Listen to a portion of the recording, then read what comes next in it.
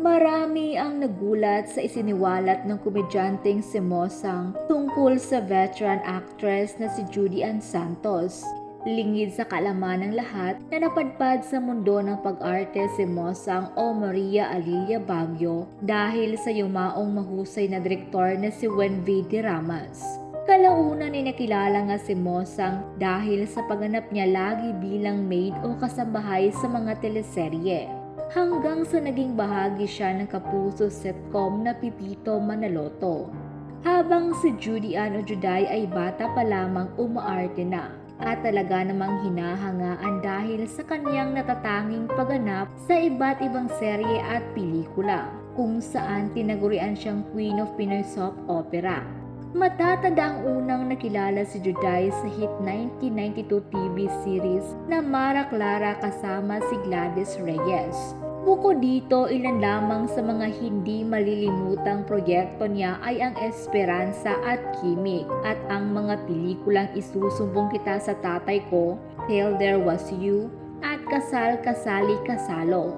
Hanggang nabigyan nga ng pagkakataon si Mosang na makatrabaho si Juday sa iconic teleserye na Esperanza. Samantala isiniwalat nga ni Mosang sa isang panayam sa kanya ni Ogie Diaz ang tungkol sa ginawa sa kanya ni Juday na hanggang ngayon ay hindi umano niya makalimutan.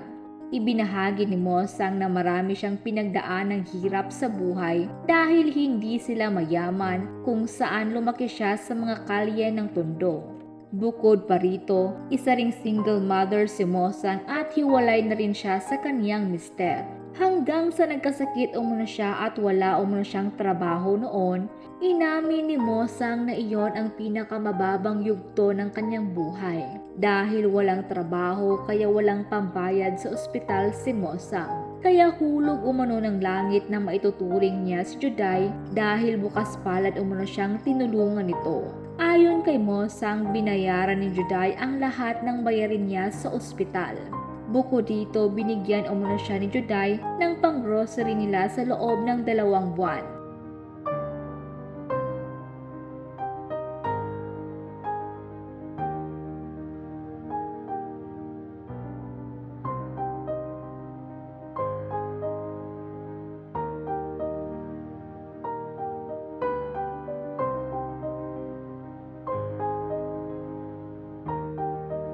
Kaya naman sa lahat ng mga kaibigan niya sa showbiz, para kay Mosang si Juday ang pinakamabait at totoo sa lahat.